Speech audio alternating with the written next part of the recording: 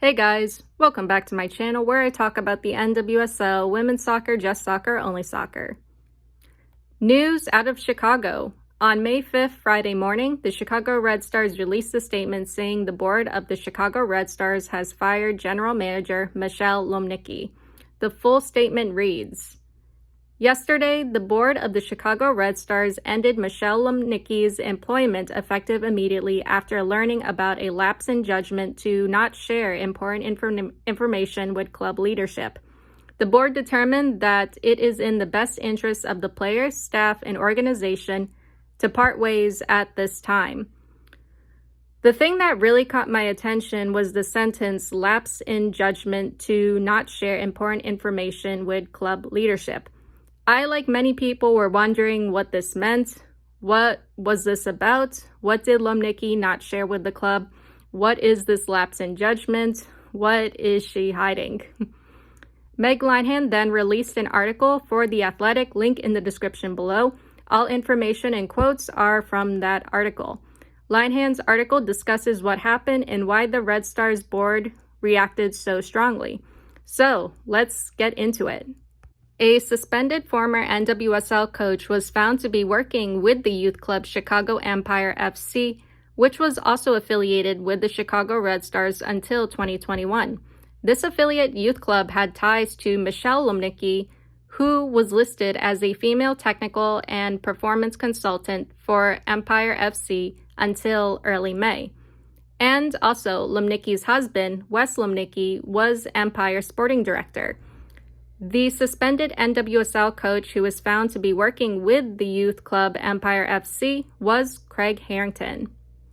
You're probably wondering who's Craig Harrington. According to Linehan's article, Harrington was named in the investigative report as a result of the joint investigation conducted by the NWSL and NWSL Players Association. Linehan writes, according to the final report, Harrington blurred professional boundaries with players. Linehan in her article writes, in one section of the report, the joint investigative team cites reports from 2 players concerning Harrington. The players said that he, while intoxicated, made comments about cheating on his wife and comments about players' appearances. One player told the investigators that Harrington had, on multiple occasions, in front of players, said, I need to have sex with someone tonight who's not my wife. Linehan adds Harrington denied each of these reports according to the joint investigative team, but they did not find his denials to be credible when viewed against the accounts of multiple other witnesses. Harrington had previously been suspended from his role as Utah Royals head coach pending an investigation and was suspended for 3 games at his subsequent coaching role at Club America in Liga MX Femenil for verbal abuse of players. Linehan adds he was suspended by the NWSL on January 9, 2023, and rehired in late January by Chicago Empire FC, subsequently appearing on the club's website. How does a coach that's been suspended twice from 2 professional clubs get hired again? And for a youth club? Are we not doing background checks? I typed Craig Harrington into Google and hit news, and this is what I found dating back to December 2022, right under Meg's article. Craig Harrington, what the NWSL report revealed about Utah coach's firing. Former Utah Royals coach faces new allegations after release of joint investigation into Women's Soccer League.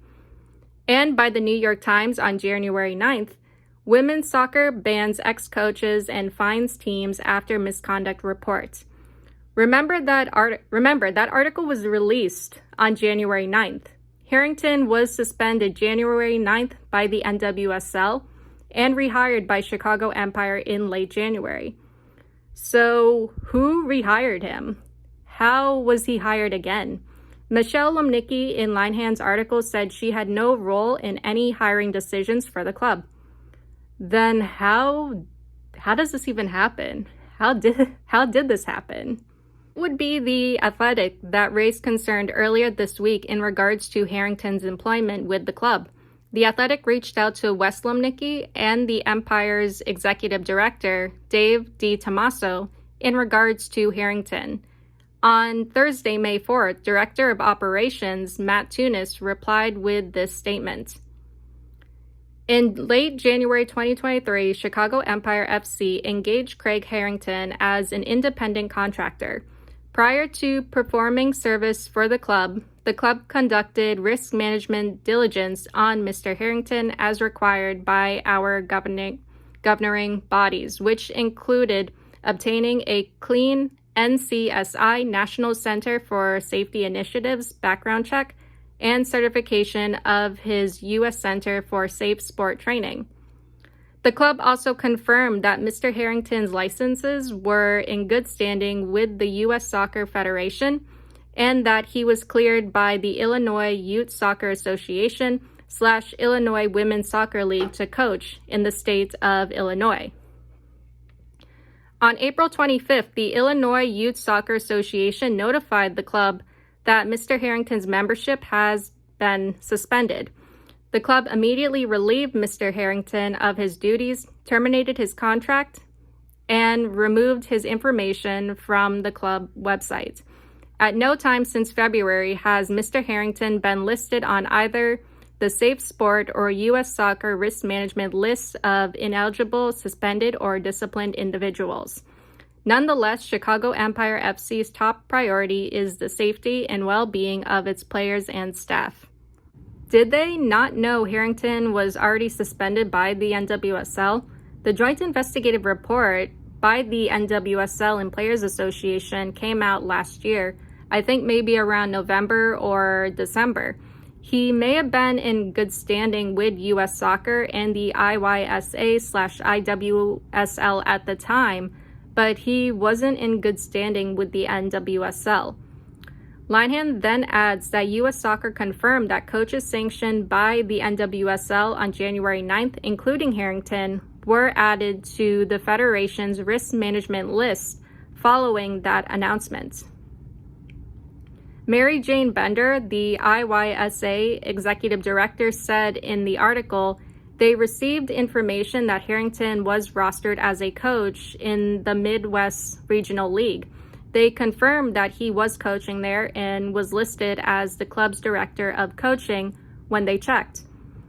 IYSA disqualified Harrington and sent out a letter recognizing the NWSL's 2-year suspension. His disqualification for participation in youth soccer in Illinois runs through the same end date of January 9th, 2025. Chicago Empire FC was copied on this letter, and so was the IWSL, U.S. Youth Soccer, and the Federation itself.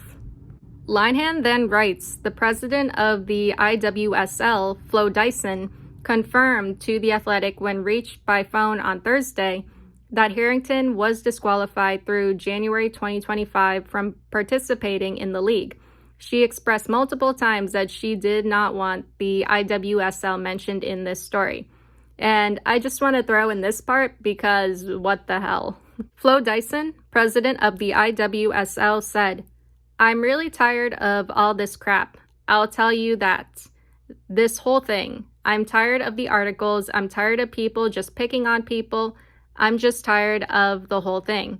And I don't want to be involved at all. I don't like it. I don't like what happened to the women. And I don't like any of you people that write about it because you don't always tell the truth. After being told she was called to ensure the reporting was factual, Dyson replied, "You're factual." What? What does that even mean? It's like if someone said, well, your mom. Meg Linehan was probably like, yep, that's going in. But seriously, everyone is tired of this. NWSL fans, women's soccer fans, players, coaches, victims of the abuse, myself, we're all tired of hearing about abusive coaches in women's soccer in the league, but we have to address it at the end of the day in order to keep others safe. The public and the players need to be aware of these abusive coaches. Parents need to be aware of who is coaching / working with their children. When it comes to WASO journalists or women's soccer journalists, Meg Linehan and also Molly Hensley Clancy, these two are factual. They are reliable journalists and have written about abusive coaches in the NWSL in the past. I quote their articles because the information is laid out so easily. Anyway, going back to the main story. So where does the Chicago Red Stars fall into this? The Red Stars said they ended their affiliation with Empire FC in November 2021, but Chicago Empire FC was still referencing the Red Stars on their youth club's website as of May 1st, 2023. On May 4th, reference in regards to the affiliation as well as Michelle Lomnicki's role as consultant were removed. Linehan then writes, in a news post no longer on the youth club's website but archived online, Wes Lomnicki wrote, "We got to know him, Harrington, during his time with the Chicago Red Stars, and in the limited time we had him around our club, we knew he would be a great fit for what we are trying to build. His experience within the highest levels of professional soccer, coupled with his coaching resume, make him a welcome addition to what we are building here at Empire." And for now, I'm just going to leave it at that. I don't think the Red Stars are at fault here, and I usually run their front office over coals. They ended Empire FC's affiliation with them in 2021, but Empire FC was still referencing the Red Stars, probably implying that they were still affiliated with them in some way. Empire FC probably thought it was a good marketing strategy to keep referencing the Red Stars, especially when Michelle Lomnicki was the general manager of the Red Stars and her husband was the sporting director of Empire FC. However, when it was revealed that Empire hired a suspended NWSL coach who was found and proven to be an abusive coach, it still went back to the Red Stars because Empire FC referenced them. The Red Stars had to basically do damage control and sever ties with Michelle Lomnicki, which was probably the right thing to do. In regards to this youth club, seriously, did no one think to do a background check? I typed Craig Harrington into Google search, went to news, and boom, 3 articles instantly popped up on the first page in regards to Harrington and the joint investigation reports. 2 of those articles dated back to last year.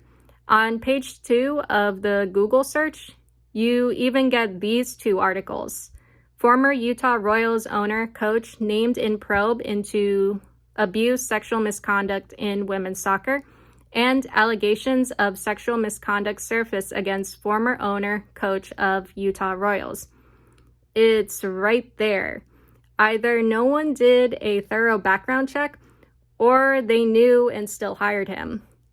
Like, did no one think to ask why Harrington was suspended for 3 games from Club America? Like, if I heard a coach was suspended twice from 2 professional clubs, I would want to know why before hiring them, especially when they're going to be working with children. It's really bad that this wasn't done. Anyway, I know this was a lot of information. I'll have Meg Linehan's article linked in the description below.